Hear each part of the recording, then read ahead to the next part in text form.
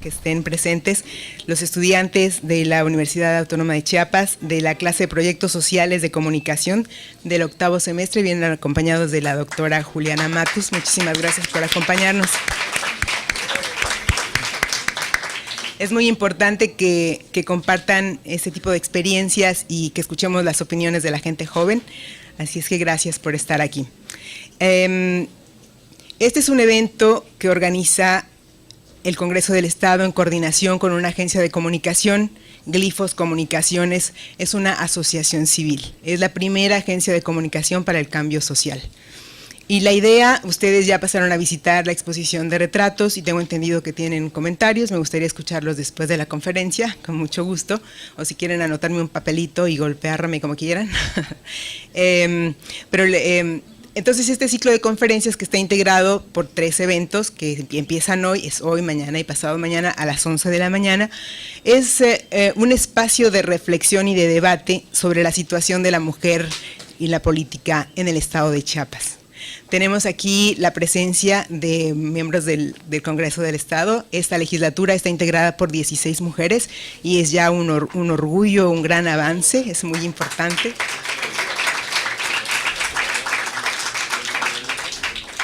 Tenemos también, porque no se trata solamente de la lucha de las mujeres, sino es una lucha de género, hombres y mujeres tenemos que participar juntos.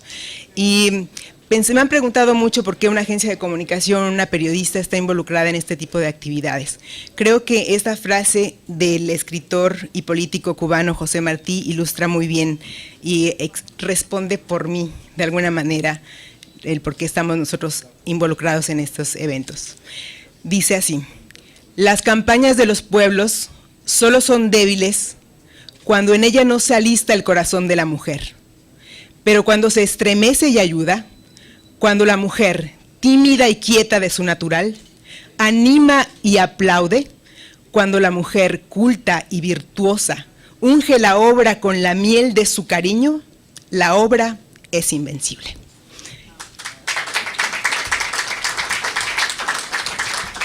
Doy así paso al presidente de la mesa directiva del Congreso, al presidente Jorge Enrique Hernández Bielma, para dar la declaración inaugural de este ciclo de conferencias.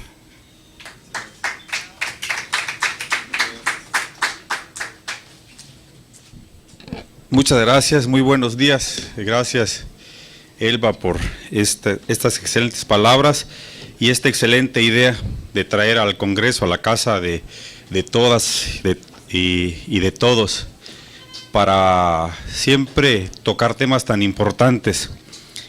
Y tema importante siempre será la mujer. Antes escuchábamos y decían que la mujer es nuestra media naranja. Yo digo que es nuestra naranja completa, nuestra huerta completa, ¿no? Donde la mujer nos da un cúmulo de posibilidades para desarrollarnos como varones. Y decían que atrás de cada gran hombre hay una gran mujer. Y luego decían, al lado, yo creo e insisto que adelante de cada gran hombre hay una gran mujer, anticipándose. Desde nuestra infancia, cuando nos levantamos, pues ya estaba lista nuestra ropa, nuestro desayuno. Cuando nos íbamos a la escuela o en nuestro desarrollo, siempre la mujer con esa magia que las distingue, adivinando casi lo que teníamos que hacer, anticipándose a nosotros para que los hijos y las hijas pues fueran en todo momento exitosas y exitosos, siempre dándose esas condiciones a los hijos y a sus compañeros. Yo lo vivía con mi señor padre, mis hermanos y mis hermanas, siempre mi mamá anticipándose a todos, casi, yo decía con esa magia, es algo mágico porque del presupuesto hacen magia para que todos podamos estar bien y no nos demos cuenta nosotros de que si existe alguna carencia en nuestro hogar, pues que nosotros teníamos que comer, teníamos que vestir y teníamos que ir a la escuela y no sabíamos en realidad lo que la señora, la mamá y el sacrificio de las hermanas también por darle a sus hermanos como los consentidos en todo momento. Entonces yo siempre voy a pensar y voy a decir que no están ni atrás ni al lado, sino siempre van adelante de nosotros, preparando a las mujeres y a los hombres exitosos el camino para que nosotros podamos desarrollarnos siempre. Mi reconocimiento a cada una de ustedes. Tenemos grandes tesoros en el Congreso del Estado, grandes orgullos que son nuestras diputadas. Hoy le agradezco mucho a la diputada Ana Valdivieso, a doña Blanca Rud, a doña Mirna Camacho, a Alejandra, a doña Gloria Luna, siempre su presencia, y les digo a ustedes, no solamente su presencia, sino su participación en el desarrollo de los trabajos que tienen que ver, los trabajos importantes que tienen que ver con el desarrollo de nuestro Estado. No solamente el trabajo, sino el compromiso, el amor que le tienen no solamente a su trabajo como legisladoras, sino el amor que le tienen a Chiapas y lo que tiene que ver con Chiapas. En el tema de las mujeres, en el tema de los niños, y no solamente se limitan al tema de las mujeres y de los niños, sino el tema que tiene que ver y que tiene que ser de interés de todos los seres humanos, de todo lo que tenga que ver con Chiapas, el compromiso y el excelente equipo que hacen con los demás diputados. Son valores que yo voy a reconocer no solamente como diputado, lo reconozco como chiapaneco, como padre de familia, como ser humano, como profesionista, que Dios y la vida nos da la oportunidad de coincidir con personas tan valiosas a través de nuestras obligaciones, y Dios me dio la oportunidad en esta 65ª legislatura coincidir con ustedes. Las saludo, las felicito y honor a quien honor merece, y pues la felicito porque usted supo, Elvia, en esa excelente apreciación de los valores que tenemos, no solamente en la legislatura, sino los excelentes valores que tenemos, las mujeres que tenemos en Chiapas, que han dado mucho y por supuesto seguirán dando muchas cosas más. Amigos, amigas, la 65ª legislatura les agradece mucho su presencia y que ustedes sean testigos de todas las aportaciones que las mujeres le dan al desarrollo de la vida, y que el Congreso del Estado siempre está de puertas abiertas para dichas expresiones. Estamos siempre pendientes no solamente de nuestro trabajo legislativo, sino de la gestión social, no solamente de lo que tenga que ver con las leyes, que son leyes que ayudan al desarrollo de todos los sectores de Chiapas, sino que estamos atentos a la misma ciudadanía, tomando en cuenta algo muy importante. Hoy somos diputados y diputadas, pero esto tiene un término. Las leyes y las cosas por las que nosotros trabajemos serán de beneficio para nosotros y para nuestras familias.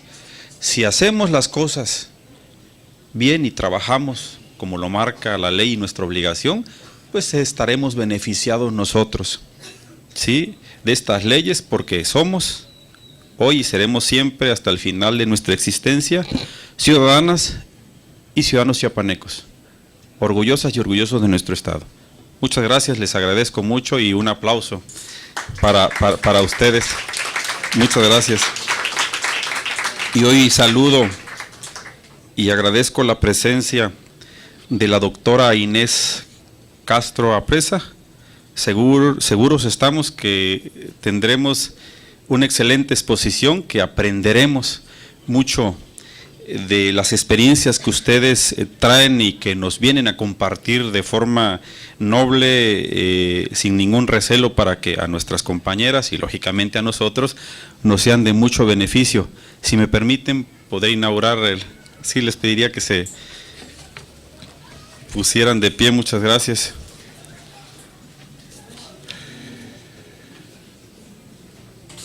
¿Cómo se denomina en nombre de mis compañeras diputadas y de mis compañeros diputados, es un privilegio inaugurar el ciclo de conferencias Mujeres y Política, ¿no? Las mujeres en la política. Es para mí un gusto, como presidente del Congreso en representación de la 65ª legislatura, inaugurarlo. Enhorabuena y felicidades a todas las mujeres legisladoras y a las amigas que están acá presentes. Felicidades, muchas gracias.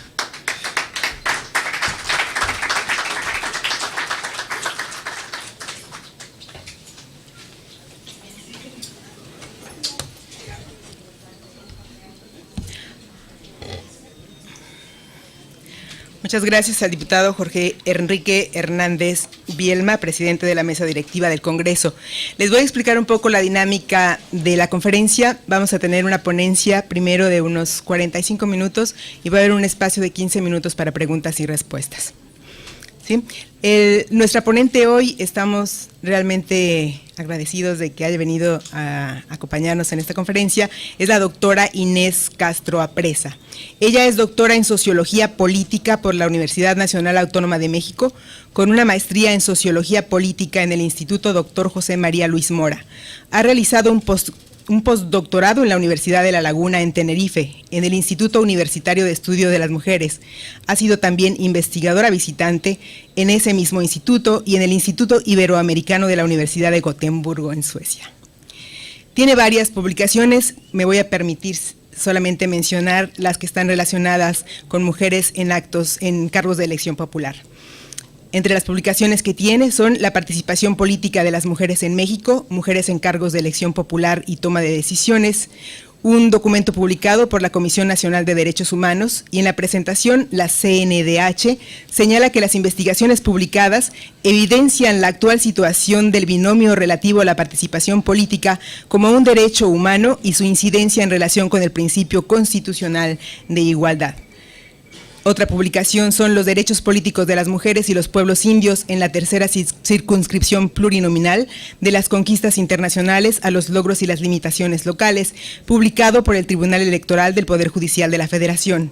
También tiene publicada La participación política de las mujeres en Tabasco y muchos otros libros y documentos. Agradecemos pues la participación de la doctora Inés Castro Apresa.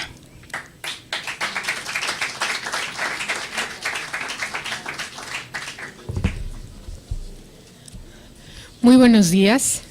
Muchísimas gracias a Elba Narcia por esta oportunidad. Muchísimas gracias a todos ustedes, hombres y mujeres. Yo creo que aquí hay mujeres más expertas que yo en política y deberían de estar aquí. Así que yo les voy a proporcionar algunos elementos de reflexión, pero creo que las voces femeninas de las mujeres en política son las que realmente nos pueden dar muchas luces sobre qué es lo que pasa en la política y por qué hemos tardado tanto las mujeres en acceder a cargos de elección popular y toma de decisiones. Yo voy a hacer reflexiones generales. Creo que nuestro Estado no se puede entender sin la dinámica nacional y también sin la dinámica internacional. No me referiré aquí por razones más o menos obvias. Estamos en un proceso electoral federal y en un proceso electoral local. No me referiré a los nudos centrales, que yo considero así, nudos centrales de la participación política de las mujeres.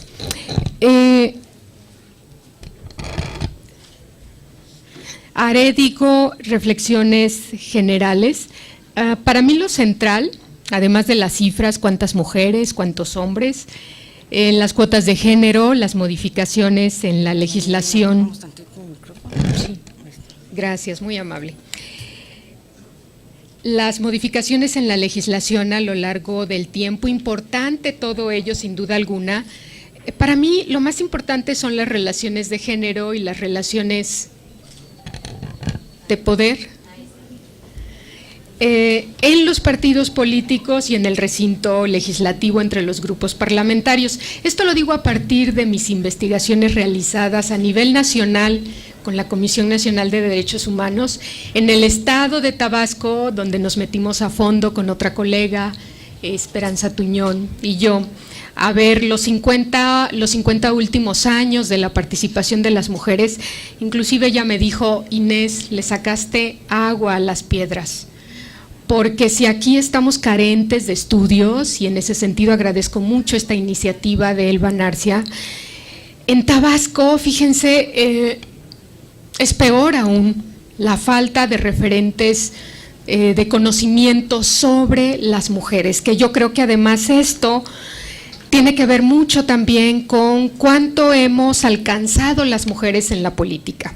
Es decir, que si hubiera más estudios, igualmente nos hablaría de que estamos más presentes en la política y viceversa. Bien, pasamos a la siguiente diapositiva, por favor.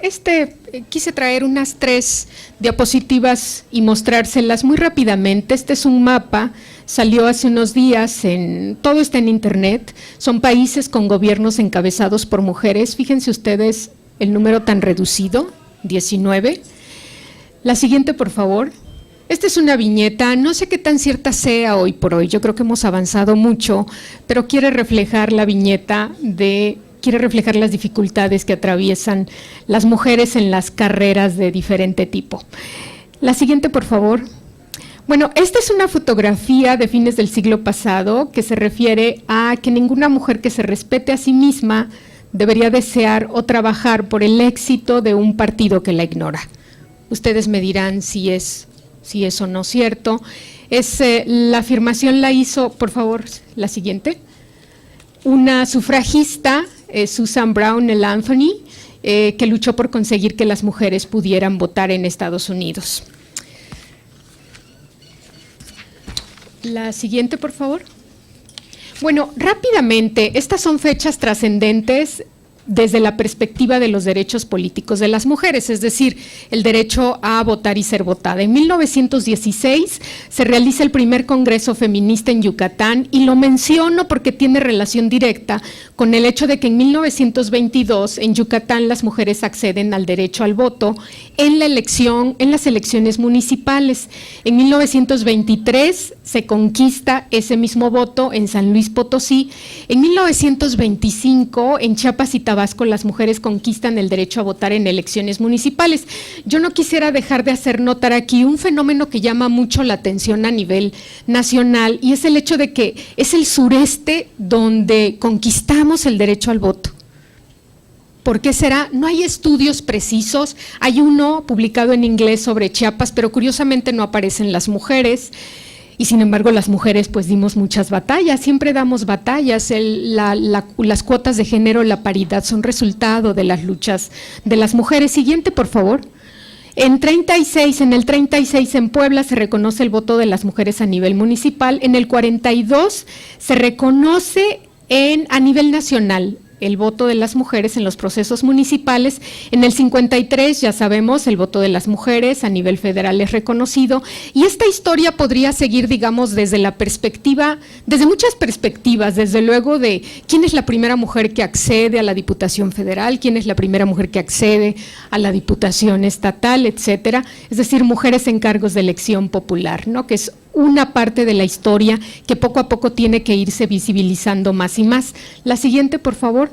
Y otros aspectos, yo considero, por ejemplo, muy importante que en 1997 se crearon las comisiones de equidad y género en las cámaras de diputados y de senadores, así como paulatinamente en los congresos locales.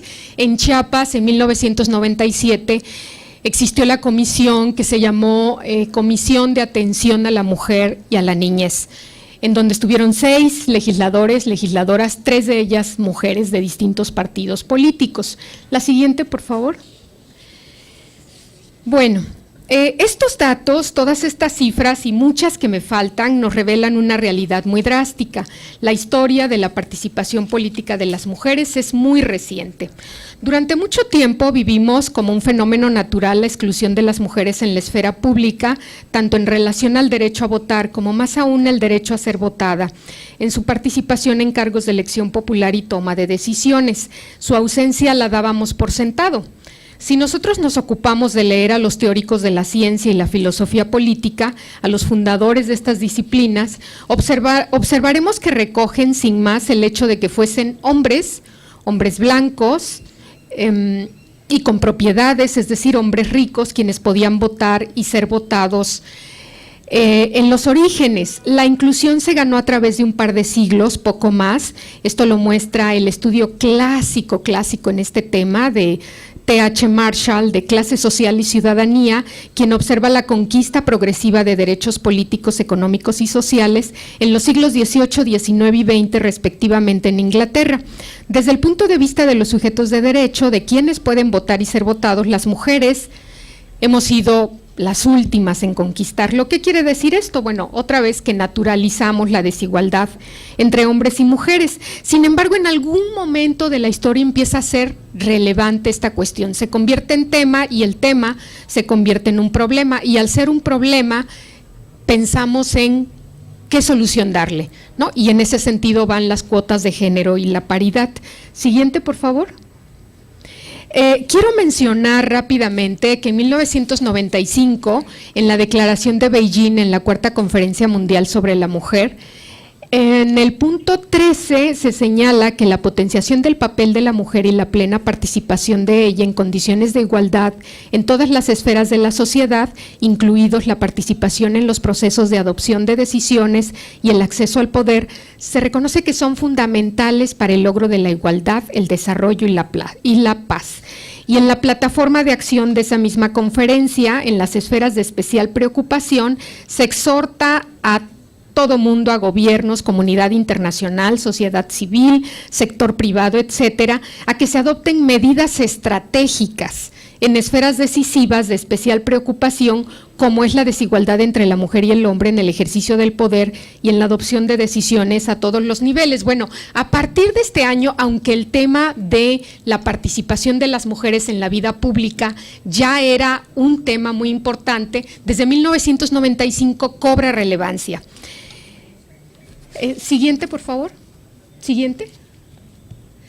Veamos muy rápidamente cómo ha evolucionado en la academia esta aproximación a la participación de las mujeres. Bueno, ante todo nos abocamos a las cifras. ¿Cuántas mujeres hay? ¿Cuántos hombres? Aunque aquí no se agota la cuestión de género ni la cuestión de la igualdad, estamos de acuerdo en que las cifras nos revelan una situación. O sea, si hay 2 mujeres y 25 hombres, bueno, hay que preguntarse qué está pasando, ¿verdad? Más allá de que estemos o no de acuerdo con la participación de las mujeres, hay que hacerse preguntas de qué está pasando cuando vemos muy pocas mujeres. Y en ese sentido, bueno, se impulsan acciones afirmativas, cuotas de género y actualmente la paridad. Otro tema relevante ha sido ¿cuántas mujeres indígenas en cargos de elección popular? O sea, si todas las mujeres estamos en desventaja, con mayor razón, mujeres de las minorías, ¿sí? Y aquí en Chiapas es un claro ejemplo. O sea, pocas mujeres han llegado a ser presidentas municipales, a ser regidoras siendo indígenas. Otra vertiente es quiénes son ellas, las trayectorias, las biografías, las comisiones de las cámaras, cuáles son tomadas por y o asignadas a las mujeres legisladoras.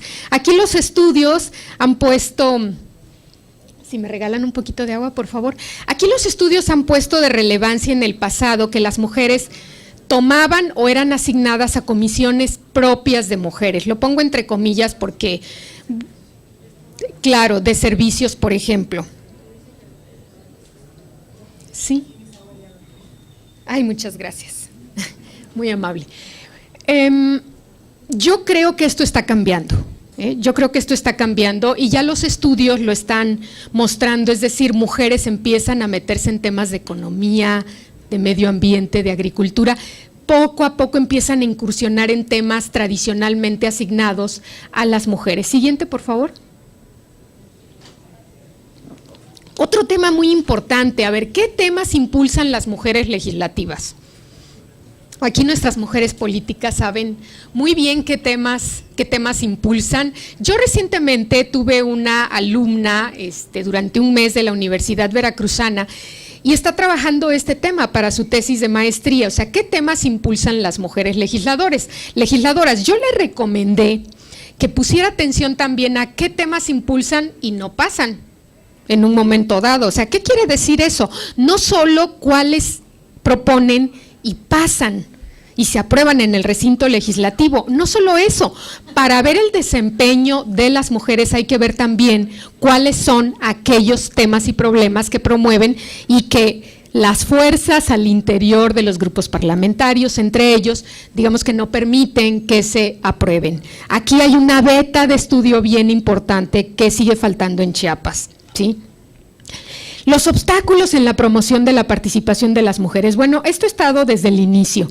Los recursos destinados, esto es más reciente, fíjense, los recursos destinados para la promoción, capacitación y desarrollo del liderazgo político de las mujeres, es decir, hay un porcentaje del presupuesto de los partidos para este rubro fijado por la ley. Al final voy a mostrar cómo estamos a nivel nacional en Chiapas. Siguiente, por favor.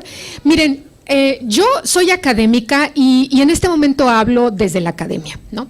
Entonces, yo sigo mucho este tema desde el inicio, desde hace muchos años, y me he dado cuenta que en los últimos tiempos los hombres académicos han empezado a entrar al debate.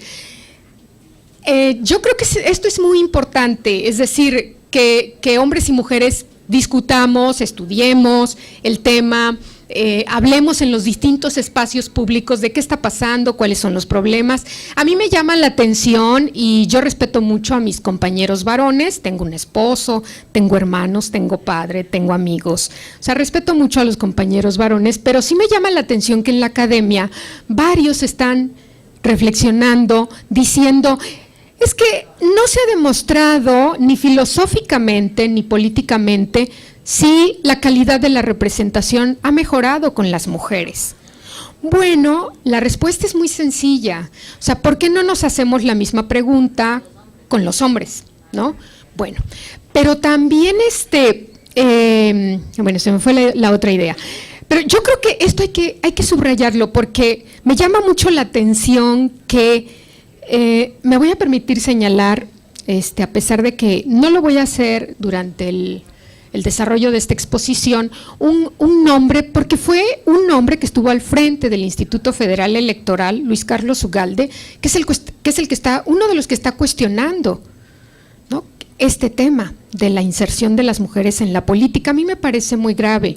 Y la defensa es, a ver, es que todos somos liberales, entonces no podemos darles más a las mujeres. O sea, fíjense, por eso yo mencioné el origen de la ciencia política y la filosofía política y cómo se veía que que hombres blancos, ricos, con propiedades, occidentales, tenían derecho a votar y ser votados, exclusivamente ellos. O sea, así nace la democracia liberal. Entonces, en los años 90, en Canadá y en otras partes del mundo, también en México y también en Chiapas, se ha discutido que la democracia liberal no es suficiente, o sea, tiene que haber una perspectiva de las minorías. Vivimos en un estado con la tercera parte de la población indígena, no podemos decir sin más, no, miren, es que ¿cómo les vamos a dar privilegios? ¿Sí me explico? Lo mismo ocurre con las mujeres. Entonces, bueno, estos caballeros académicos yo creo que sí tendrían que estudiar más, ¿no? Y me permito decirlo porque sí que creo que se están quedando solo en un punto de vista sin abundar en el otro punto de vista de las minorías y de las mujeres, ¿no? Bueno, y finalmente, bueno, no sé si le voy a hacer propaganda al libro de Elba Narcia, ¿verdad? Ya empezamos a ser amigas, así que no, tiene que ver con algunas de las voces femeninas que recoge. Fíjense que nos revela muy bien la preocupación o el nudo central que yo tengo, que yo veo en la política, y es cómo las mujeres políticas viven la política, ¿sí? Para mí eso es lo central. O sea, son ellas quienes nos van a decir, las cuotas han funcionado, ¿cierto? No tanto como deseáramos, pero los partidos empiezan a ver que tienen que estar frente a una sociedad crítica, ¿verdad? Una sociedad crítica, cada vez más informada, y no pueden quedarse atrás. Se va a ver muy mal. Yo espero que no sea solo una cuestión de lo políticamente correcto, sino que lo incorporemos en la cultura, ¿no? Hay estudiosos en la sociología que dicen, bueno, Pierre Bourdieu, por ejemplo, habla del hábitus, ¿no? De esto que llevamos encarnado en el cuerpo, ¿no? Las posturas, los gestos, o sea, es algo que aprendemos históricamente, que lo mamamos prácticamente y que tenemos que cambiarlo. Entonces, bueno, no solo se trata de conducirnos en términos políticamente correctos, sino en que realmente lo creamos. Siguiente, por favor. Rápidamente, la legislación electoral está en el 93. Bueno, perdón, un comercial. Quien quiera revisar el trabajo de la participación política publicado por la CNDH se encuentra en internet, solo hay que buscarlo por Inés Castro Apresa. Hay otros 3 trabajos ahí. Yo aquí proporciono cifras, ¿sí? Bastantes cifras gráficas, desde 1964 para el caso de las legislaturas federales, desde 1952 para el caso de las senadurías, al revés, para el caso de las diputaciones locales, para el caso de las presidencias municipales de diferentes estados. También aquí pueden encontrar cifras. En el 93, por primera vez se hace una recomendación en la ley. Entonces el COFIPE, ¿se acuerdan que se llamaba COFIPE? ¿Sí? Se hace una recomendación, se dice, bueno, exactamente se dice, los partidos políticos promoverán en los términos que determinen sus documentos internos una mayor participación de las mujeres en la vida política del país a través de su postulación a cargos de elección popular. Y hago este énfasis porque ustedes sabrán que es una recomendación nada más, y esto en política, decía don Jesús Reyes Heroles, que yo admiro mucho, un gran teórico, decía, como decía el señor, que el hubiera no existe en política. Bueno, no existe en nada, pero por lo menos da esperanzas a la gente. Pero en política, si se recomienda algo, pues simplemente queda ahí, no existe. No, hay que dar como muy precisamente cuáles son los términos a través de los cuales tienen que actuar los sujetos. En el 96 se estableció en el régimen transitorio que los partidos políticos nacionales considerarán en sus estatutos que las candidaturas por ambos principios a diputados y senadores no excedan del 70% para un mismo género. En el 2000 se dispone en el artículo 175A, que fue nuevo del COFIPE,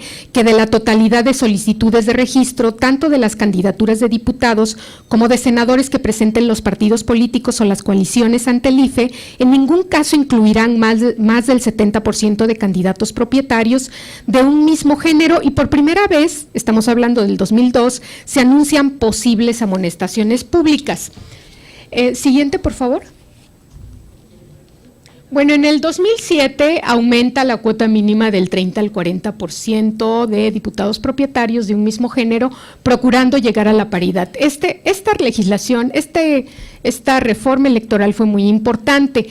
Algo también que definió la paridad a nivel nacional y estatal fue la sentencia 12-624, muy discutida en estos medios académicos y políticos, que comprendió que las medidas de acción afirmativa no aceptaba excepciones. Ustedes saben que la excepción ha sido un fuerte candado, que los partidos políticos usen sus métodos de elección democráticos, y bueno, esto ha mermado mucho la aplicación estricta de la ley. Ahora esto ya no es posible. En el 2014, como sabemos, se establece la paridad, 50% hombres, 50% mujeres. La más reciente reforma político-electoral inició con cambios en la Constitución Política de los Estados Unidos Mexicanos y culminó con la aprobación de la Ley General de Instituciones y Procedimientos Electorales, la LEGIPE. Bueno, aguántenme un poquito allá atrás, por favor. Son datos importantes, no se me distraigan, son datos importantes que hay que conocer. Las legislaciones no son todo en la vida, pero forman el marco a través del cual nos conducimos y hay que conocerlo. y de la Ley General de Partidos Políticos. Con estas modificaciones se ganó la paridad para tener acceso a cargos de elección popular y los artículos 14, 233 y 234 señalan que la aplicación del principio de paridad para candidaturas es en ambas cámaras, los congresos locales y la Asamblea del Distrito Federal. A ver, allá atrás, ¿quién me puede decir que quedó fuera? ¿Escucharon? ¿Sí? ¿Quién me puede decir? Los ayuntamientos. Bueno, los ayuntamientos, ¿no? Evidentemente. Se habla además de la suplencia de género, la alternancia de género, los usos y costumbres y las sanciones. O sea, las sanciones son bien importantes para que los partidos apliquen lo que se les está diciendo. O sea, si hay una recomendación, no pasa nada. Si se dice no puede haber más del 70% de candidatos de un mismo sexo, pero sin sanciones tampoco pasa mucho, y las cifras que ahorita veremos nos están anunciando que efectivamente no pasa nada si no hay sanciones. Y bueno, la suplencia de género, acuérdense que ha habido varios problemas a nivel nacional en la aplicación de las legislaciones. El caso más sonado fue el de las Juanitas, ¿se acuerdan? Allá atrás, ¿sí? Las Juanitas. ¿Quién eran las Juanitas? ¿Quiénes eran las Juanitas? Bueno, fueron unas diputadas que designadas por diferentes partidos. Aquí es bien importante hacer notar que las resistencias se encuentran en todos los partidos, ¿sí? De diferentes partidos, y cuando ellas ganan, ceden su lugar a su suplente, pero el suplente era hombre. Entonces, progresivamente ha habido, digamos, candados en la ley, y esta ley es la ley más perfecta en ese sentido, ¿sí? Porque dice, bueno, pues propietarias y suplentes mujeres, propietarios y suplentes hombres.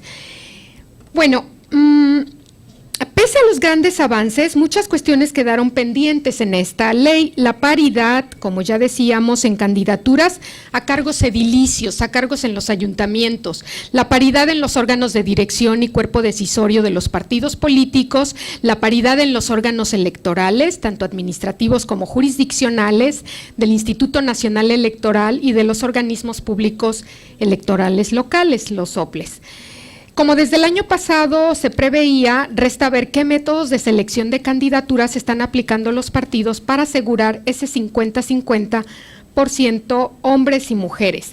Veamos rápidamente algunos gráficos y cifras. No sé cuánto tiempo llevo. Bueno, muy rápidamente. Siguiente, por favor. Aquí tenemos, son cifras del Instituto Nacional Electoral, la composición de la Cámara de Diputados por sexo del 91 al 2012. Simplemente, así a simple vista, ustedes pueden notar la diferencia entre hombres y mujeres, ¿no? Los hombres son de color azul celeste, y las mujeres rosa o fuchsia. Bueno, hay una participación creciente de las mujeres, pero no es tan rápida. Si nos detuviéramos, no lo voy a hacer ahora, pero si nos detuviéramos en cada periodo de elecciones, nos daríamos cuenta que no va a la par de la legislación como se esperaría, cómo se establece. Siguiente, por favor. Esta es otra gráfica que nos habla de la composición de la Cámara de Senadores por sexo. Igual del 91 al 2012, aquí es todavía más pronunciada la diferencia. Y yo quiero hacer notar aquí, fíjense, que algo que es muy común en todas partes, no solo en la política, pero muy señaladamente en la política, es que entre más subimos en los cargos de la administración pública, en los cargos de los partidos, en las composiciones de las cámaras federales, menos mujeres hay, ¿sí? Siguiente, por favor. Bueno, esta es una gráfica de participación ciudadana. Siguiente. Siguiente, por favor. Esta de elecciones federales del 91, la anterior es esta es de 94, la anterior es de 91, siguiente. 97, siguiente. 2000, siguiente, por favor. 2003, Siguiente, 2006, 2009 y 2012. Aquí podemos notar una creciente participación de las mujeres, numéricamente una mayor presencia a medida que avanzamos en las elecciones. Sin embargo, como decía yo hace un momento, no es a la par de lo que señalan las legislaciones. De Chiapas voy a señalar muy rápidamente algunos datos. Siguiente, por favor. A ver, de diputadas federales, fíjense que tuve acceso gracias a un amigo muy apreciado del Instituto Nacional Electoral de la Junta Local, del licenciado Gregorio. Tuve acceso a unos datos muy exhaustivos que muestran 3 elecciones del 91 al 97 por distrito y por fórmulas de candidatos y candidatas que presentan los partidos. Es interesante señalar que en aquellos años, en esta revisión, encontremos que ningún partido político de mayor membresía postula como candidata propietaria a una mujer, en ese periodo. Sí lo hacen como suplentes. El PRI concretamente gana en 91 el distrito 05, el candidato propietario es hombre y la suplente es mujer. Siguiente. En la elección de 94 el PRI gana en el distrito 08 con una mujer como suplente, el propietario es hombre. Y en la elección de 97 el PRI gana en los distritos 05 y 08 con 2 propietarios hombres y 2 suplentes mujeres. Siguiente, por favor. Bueno, en presidentas municipales locales, Chiapas se encuentra en el promedio nacional. No hemos rebasado de 5 o 6 presidentas municipales y, de hecho, ustedes saben bien que hoy por hoy hay un retroceso. Este es el resultado de una ley electoral que no señala claramente que también en este nivel se tiene que respetar la cuota de género del 40%. Siguiente, por favor. Ahora sí, vamos a 2 gráficos muy rápidamente. Este es un trabajo que en el 2013 presentaron 2 colegas, Ángeles Alto y Carlota Bertoni. Fíjense cómo comparan del 70, elección de 1970, elección 1988 y 2012, váyanse a la columna final, el porcentaje de hombres y mujeres propietarios y suplentes a nivel municipal. Es el siguiente: mujeres 9.91 en 1970, en 88 9.41 y en el 2012 32.63, pero estamos considerando también suplentes. Siguiente, por favor, vamos a irnos, siguiente, aquí. Municipios con presidentas municipales. En 1974, presidencias municipales gobernadas por mujeres. Fíjense qué curioso, ¿verdad? En 1970, gobiernos de mujeres a nivel municipal, 4, en 88 hay 3 y en 2012, 2. Hay que preguntarnos qué está pasando. O sea, estos reveses son muy indicativos de todas las resistencias que hay para promover a las mujeres en cargos de elección popular. Bien. Vamos a regresar a la otra presentación.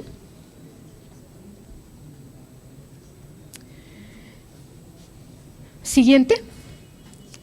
Bueno, ¿qué podemos concluir a partir de estas gráficas y de estos datos? Casi estoy cerrando, casi. Bueno, hay una creciente participación de las mujeres, sin lugar a dudas.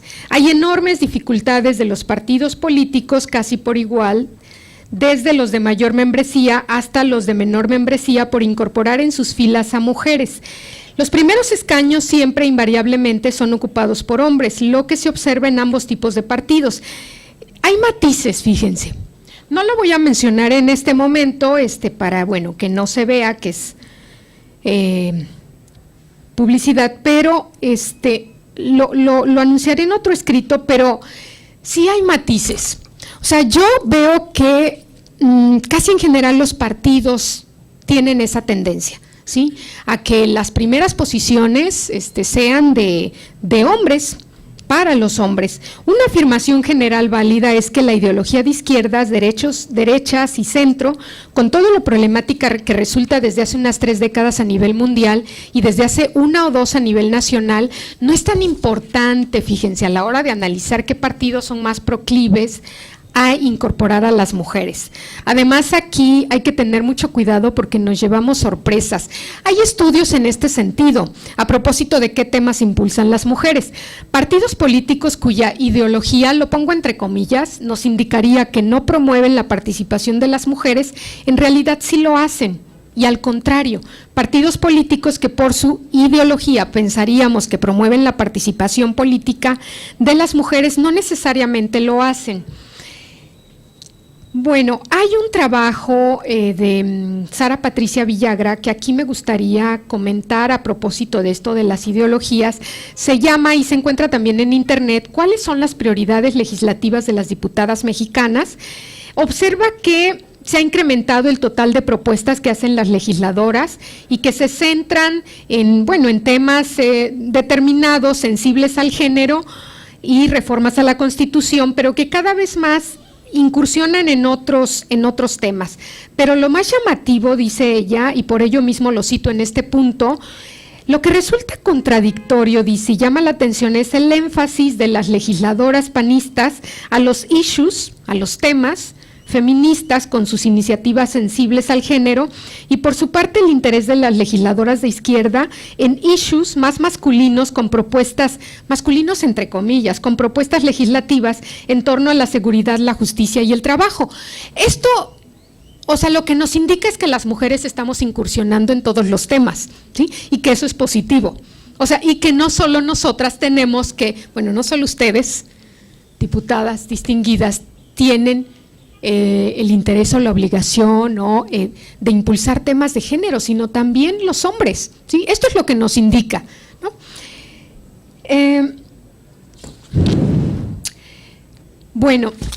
Ya no recuerdo si lo comenté, creo que sí, pero aquí también me parece muy importante que, sí lo comenté, que tenemos que estudiar no solo aquellas iniciativas que prosperan, sino aquellas que no prosperan, porque eso nos habla de estos nudos centrales, de cómo están las relaciones de poder y de género en el recinto legislativo, en los partidos políticos y entre los grupos parlamentarios.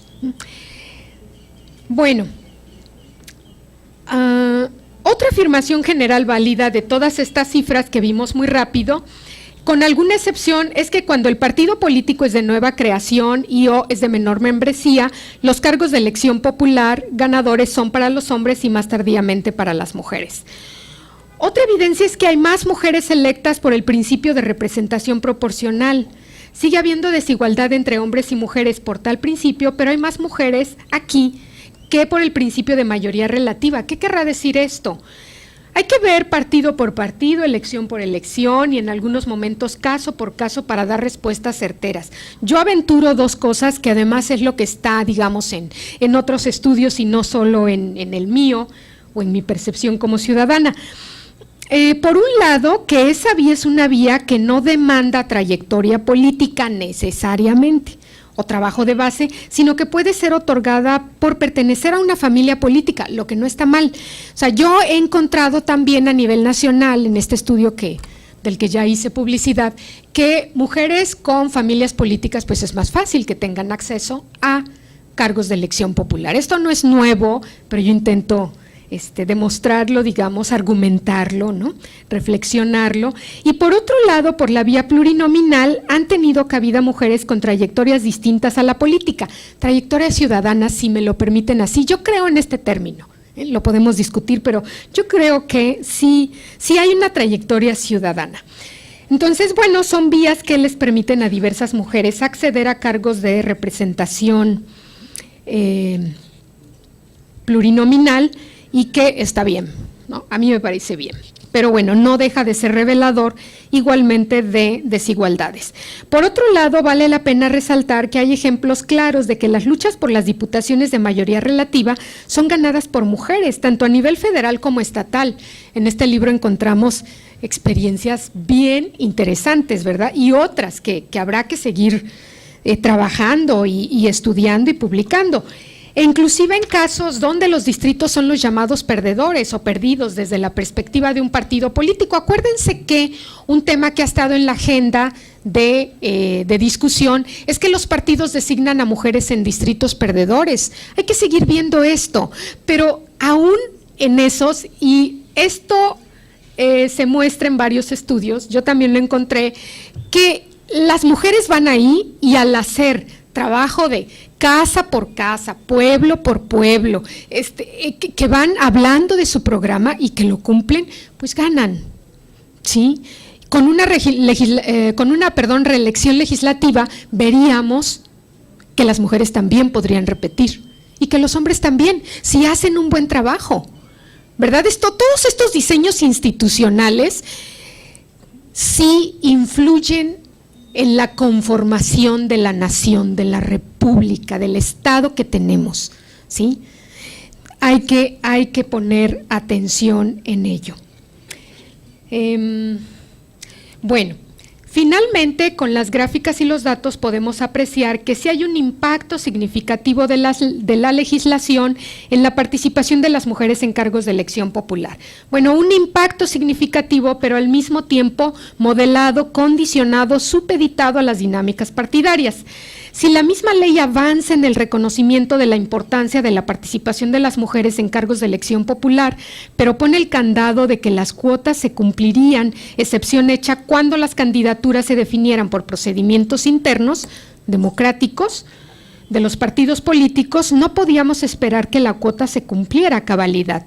Por ello, y porque tiene que ver con las prácticas democráticas de estos institutos políticos, que son considerados en la ciencia política como los agregadores de intereses por excelencia, ¿no? Persiste una pregunta muy importante: ¿qué métodos están utilizando los partidos en la definición de las candidaturas en este nuevo contexto de la paridad? Los partidos políticos, solo viendo las cifras y los momentos históricos en que se dan, buscan también legitimar su oferta política. En otros términos, si los partidos hoy por hoy o en la elección previa hubieran optado por aparecer numéricamente como en el 91, 94, 97, no solo sería políticamente incorrecto, sino que de cara a una ciudadanía, a una sociedad civil cada vez más informada, pues quedarían muy mal. Entonces, yo creo que también por ese lado, no solo porque ahora tenemos una ley bastante buena, los partidos pueden llegar sin dificultades a la paridad y tienen que dar respuestas a esta sociedad civil que de verdad, y atrás no me dejarán mentir, son estudiantes universitarios, es más crítica, más estudiosa, ¿sí? Yo creo que sí, más lectora, más informada, y en función de eso definimos el voto. O sea, yo creo que a nivel internacional también lo que está pasando hay estudios muy precisos, ¿no?, cuantitativos, que muestran toda la variación que hay en la votación, ¿verdad? Y que de repente un núcleo de población votó así y en la siguiente votó de otra manera, porque están en juego muchas cosas, no solo lo material que un partido puede ofertar en un momento dado, está también la idea en amplios sectores de la sociedad civil de que los partidos políticos tienen que responder a los grandes problemas nacionales, tienen que responder a las minorías, tienen que responder a cuestiones concretas, intereses de las mujeres. Y creo que estamos en un buen momento, pero como se ha llamado la atención en diversas instancias, en redes sociales, en redes de información, en periódicos, tenemos que estar atentas y atentos, y en eso estamos. Muchas gracias. Perdón, esto se compartió también en las redes sociales. Es una muestra de cómo los distintos estados designan, qué porcentaje designan a a la promoción del liderazgo político de las mujeres. Esto es bien importante, fíjense, hay que ver qué están haciendo los partidos con ese porcentaje, sea 2, sea 3 o sea 5, ¿qué hacen para promover los liderazgos de las mujeres? Es otra beta de investigación muy, muy importante. En los cuadros observamos que los estados de Baja California Norte, Coahuila, Durango, Nayarit y Tlaxcala no destinan porcentaje alguno de los presupuestos de los partidos para este rubro. Aguascalientes, Chihuahua, Jalisco, Quintana Roo y Veracruz destinan el 2%. Chiapas, creo que ahí aparece, sí, destina el 3%, Chiapas, Campeche, Colima, Distrito Federal, Guanajuato, México, Michoacán, Morelos, Nuevo León, Querétaro, San Luis Potosí, Sonora, Tabasco, Tamaulipas y Zacatecas destinan el 3%. En algunos casos es con respecto a las actividades ordinarias y en otro a las actividades especiales. En este último están los casos de Baja California Sur, Guerrero, Oaxaca y Sinaloa, quienes destinan el 5%. Y les digo que esto es importante porque algo que han dicho no solo en México, no solo en este estado, sino en otros países es: oigan, pero a las mujeres no les interesa la política. Oigan, pero las mujeres no están preparadas, ¿no? Bueno, no se quiere ver, ¿no? Y si reconocemos que hay una desigualdad histórica, pues para eso está ese financiamiento. Veamos, ciudadanas, ciudadanos de atrás, mujeres también ustedes, cómo lo usan sus partidos políticos, nuestros partidos políticos en este sistema. No me decepcione, por favor, pero hay que vigilarlo, ¿no? Bueno, muchas gracias.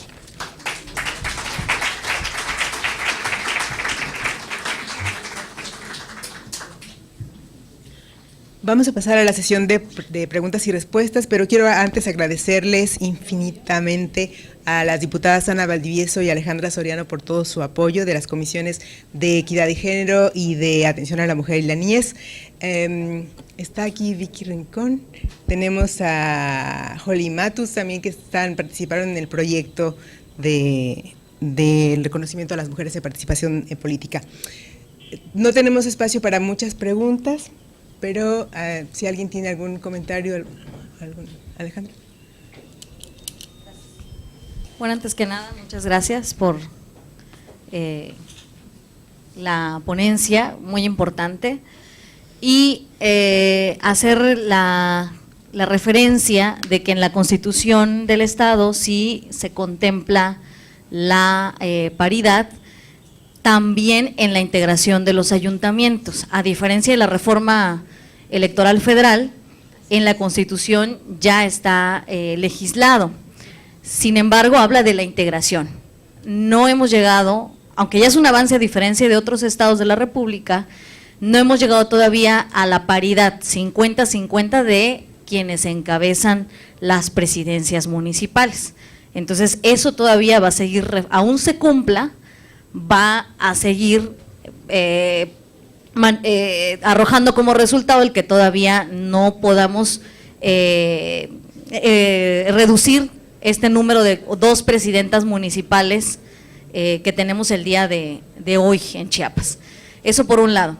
Y también el que existía la excepción de cumplimiento de la paridad en Chiapas también, en el Código de Elecciones y Participación Ciudadana. En el artículo 274, párrafo 6º, establece justamente que si los partidos políticos no llevan, si llevan a cabo procesos de elección democráticos quedaban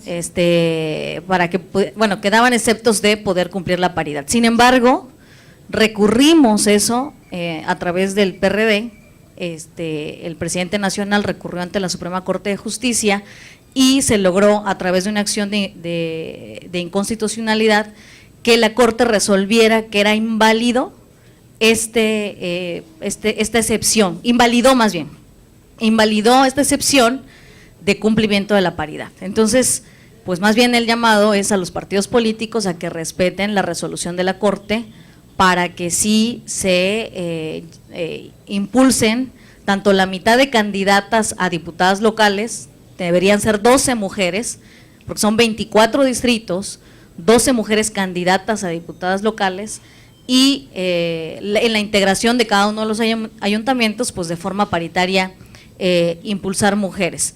Eso es muy, muy importante. ¿Qué significa la invalidez? Que no se necesita que este Congreso del Estado lleve a cabo un procedimiento especial para reformar el Código de Procedimientos. Es decir, la invalidez por sí sola deja sin efecto ese párrafo. Ya está publicado en el Diario Oficial de la Federación. Entonces, más bien, mujeres de todos los partidos políticos, el llamado es a que exijamos el cumplimiento de lo que establece la Constitución. Y en caso de que nuestros partidos no lo cumplan, podamos recurrir y tenemos pues la resolución en la mano.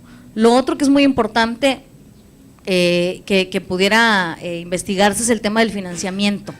Sí está contemplado, pero no hay, como a nivel federal, que se emitió un acuerdo del Consejo General del IFE en aquel momento para revisar la aplicación de ese porcentaje, porque sí existe, pero yo que soy de mi partido lo sé, la verdad es que no creo que ni el 3%, bueno, ni el 1% realmente, lo digo con sinceridad, se aplique para la promoción del liderazgo femenino. Es decir, dinero no significa realmente que, y digo sin conocer, pero seguramente ningún partido, aunque esté contemplado, más bien habría que revisar si realmente se ejecuta o se oculta y se usa para otros fines menos para el que está destinado, como a nivel federal sí se está intentando por muchas mujeres de los partidos políticos.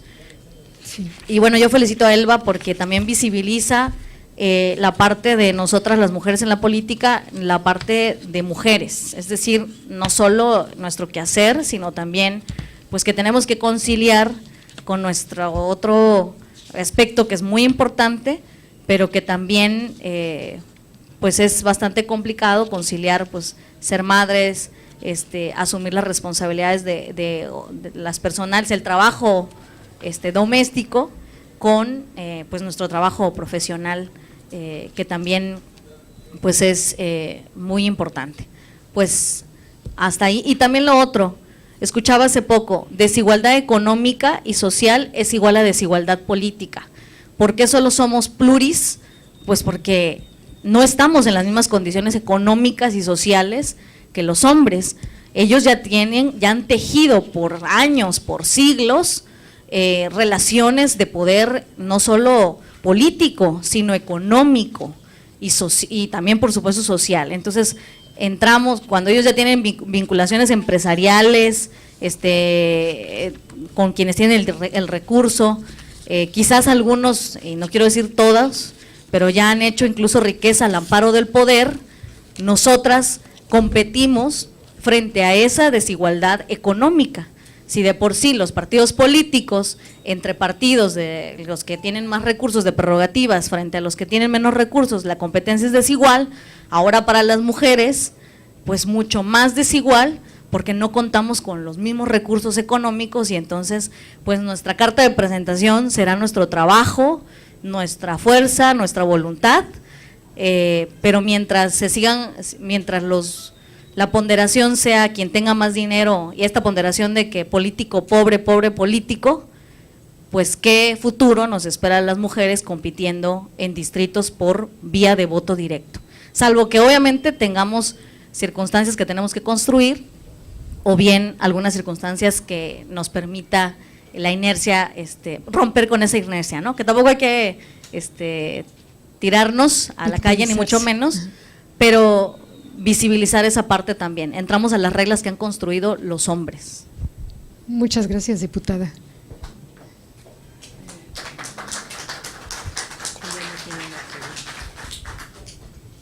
Juliana. Sí. Juliana Matus. Sí.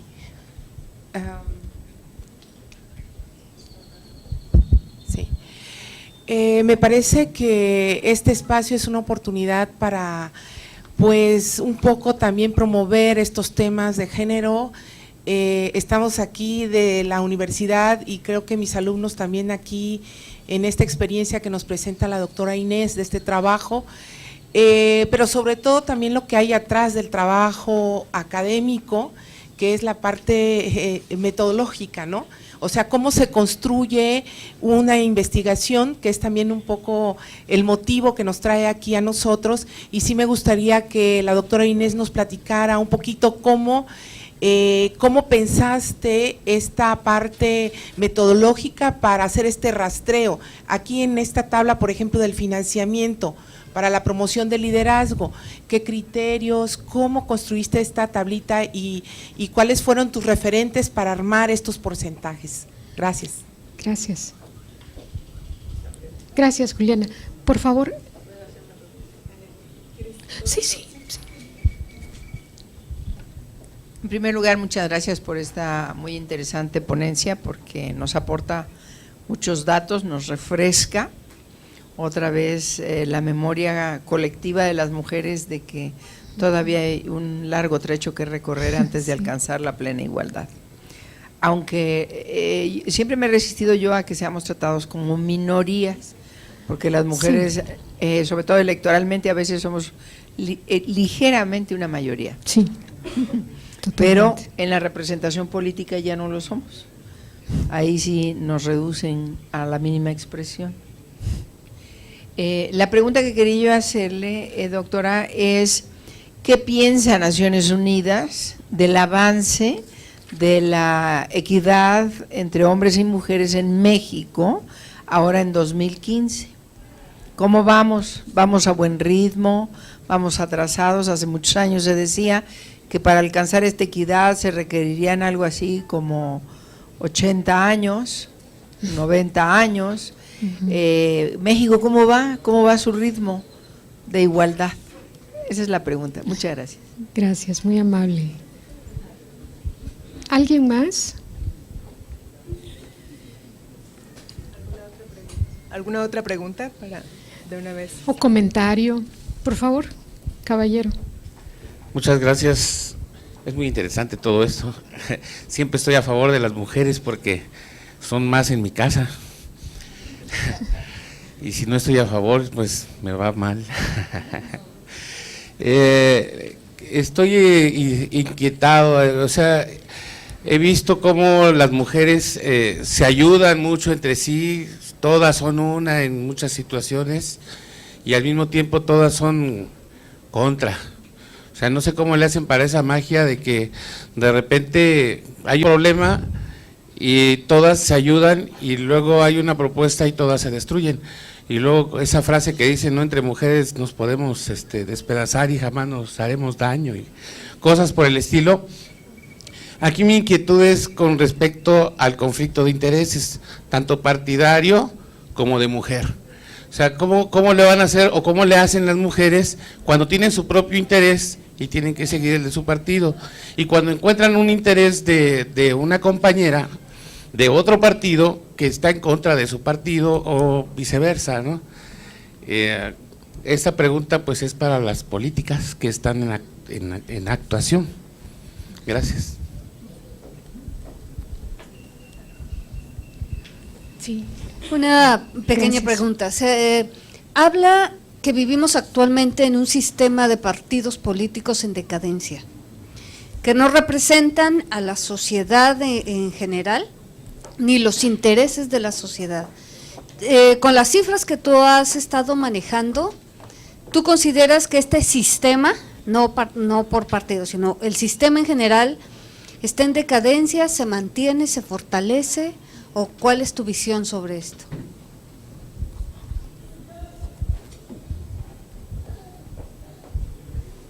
¿Alguien más? Sí, por favor, aquí adelante.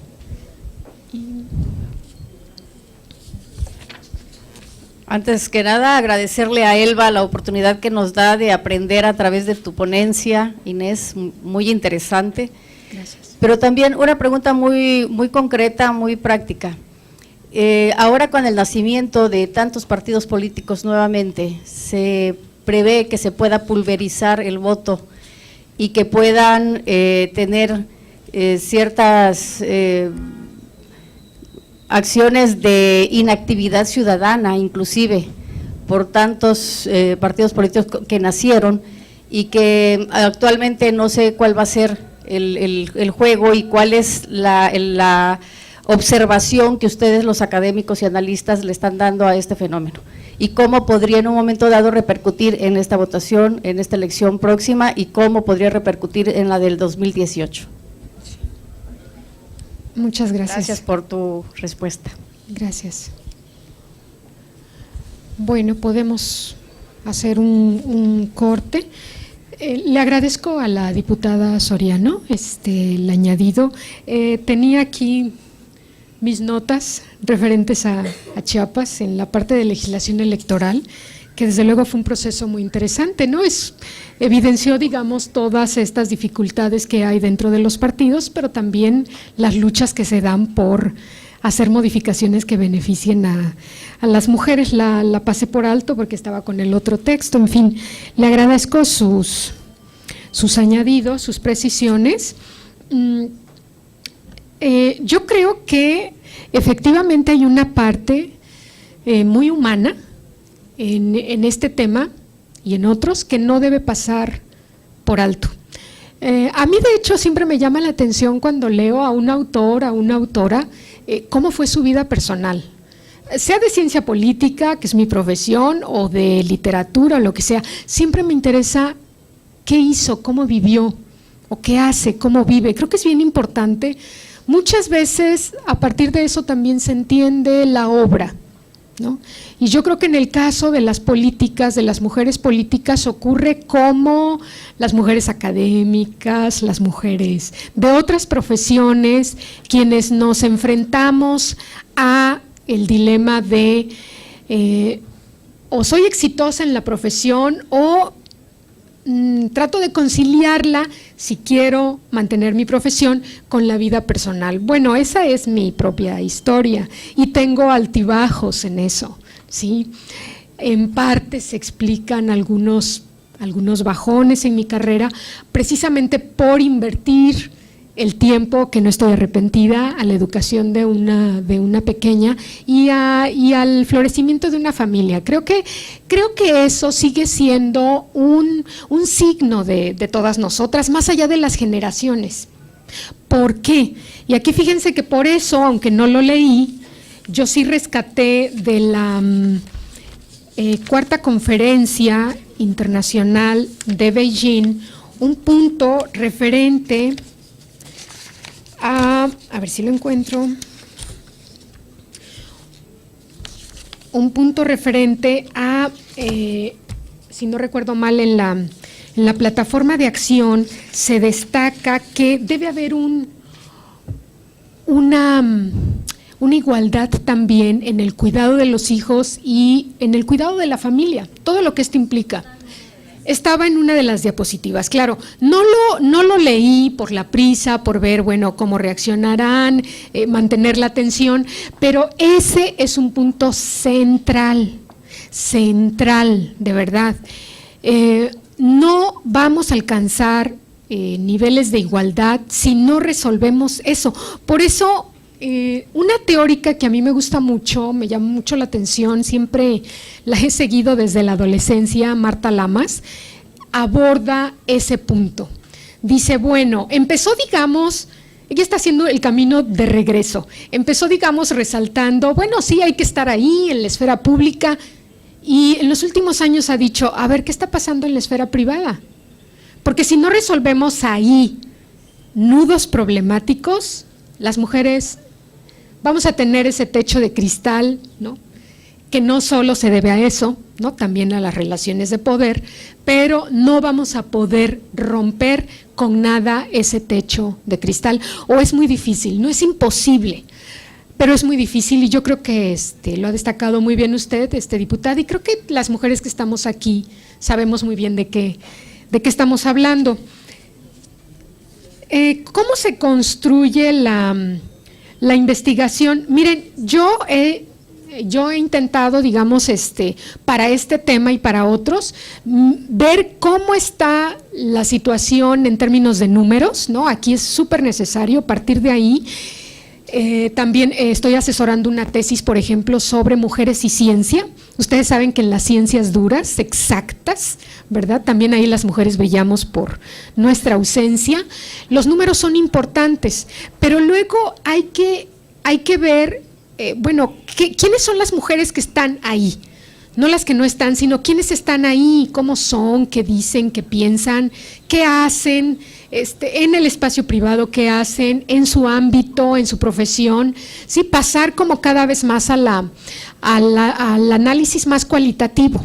Sí, y aquí, desde luego que toda esta parte de la legislación electoral, hablando estrictamente de esta investigación, es bien importante.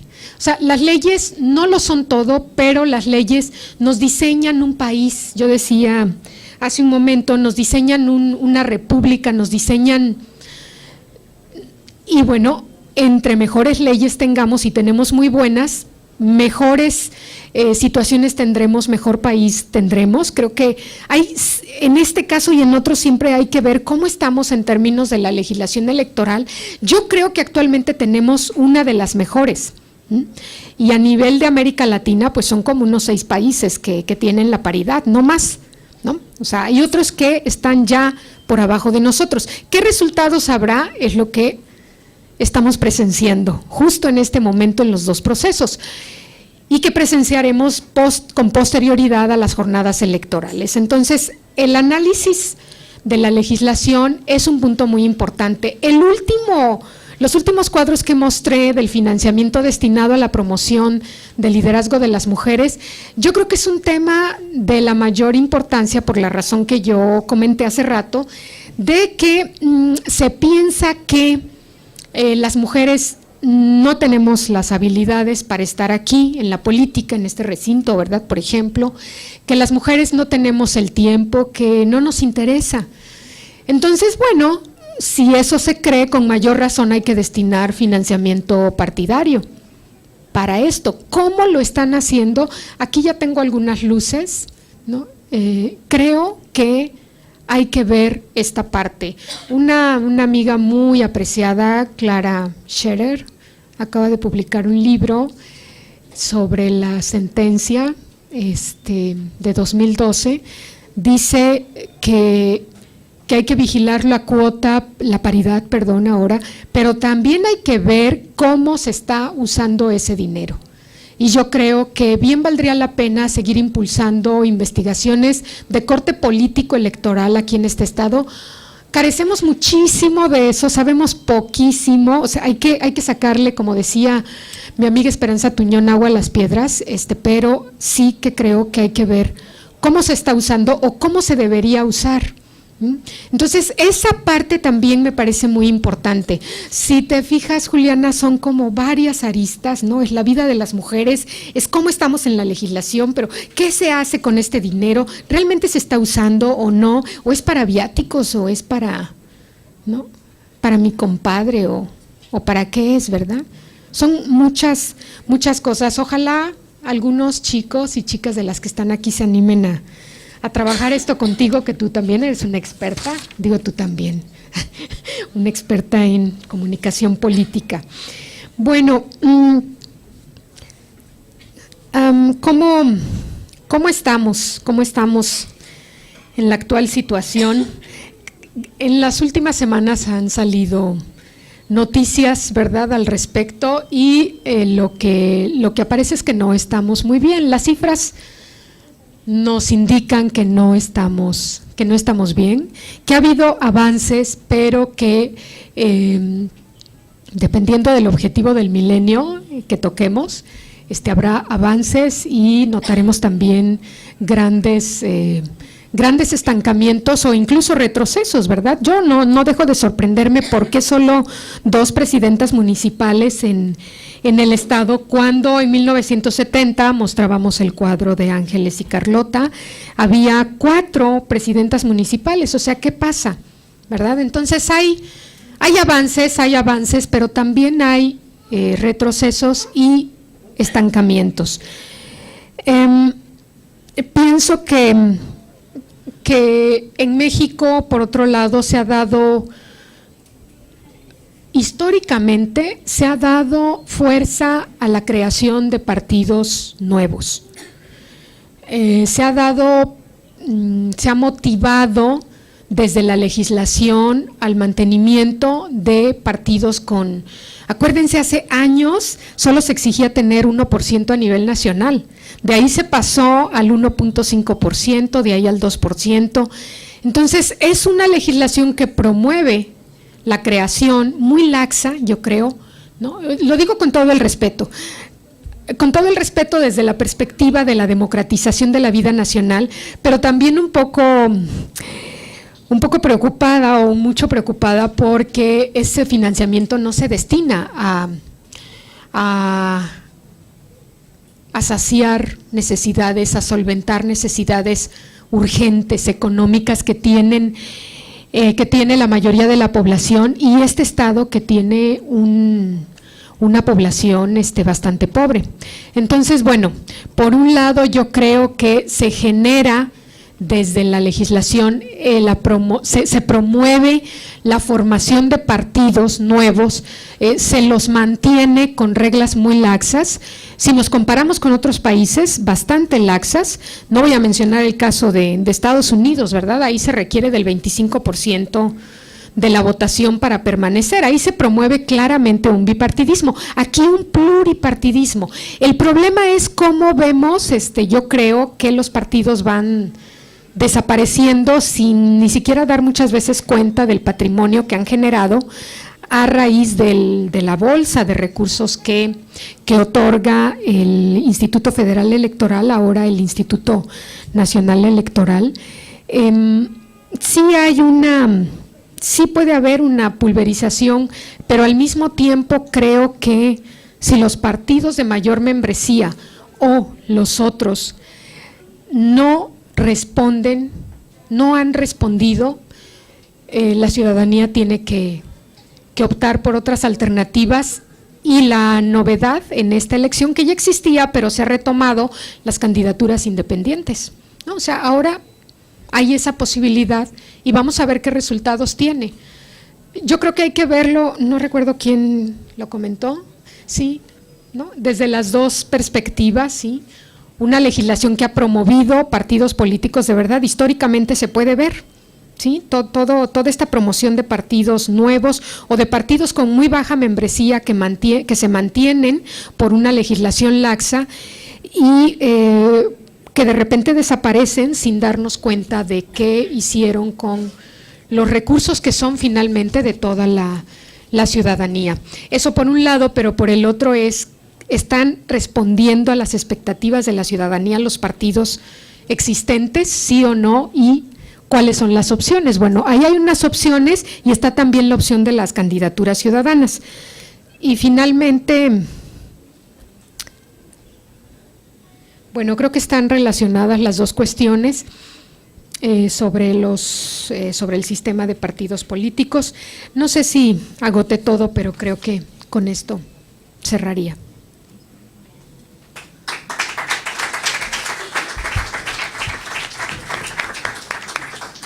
Agradecemos mucho la participación de la doctora Inés Castro Apresa, ha sido muy interesante, muy educativo y esperamos, creo que hay muchas más preguntas y comentarios, si quieren conversar con ella después, a lo mejor quiere compartir con ustedes sus datos de contacto, su página de Facebook. Quiero invitarlos mañana a participar al diálogo que tendremos con las dos únicas presidentas municipales de Chiapas, que son la licenciada Carmen Castillejos de San Fernando y Marcela Avendaño de Catazajá. Es un conversatorio que será moderado por la doctora Juliana Matos. Muchísimas gracias por aceptar la invitación y nos vemos mañana. Gracias por su participación. A las 11 de la mañana aquí mismo.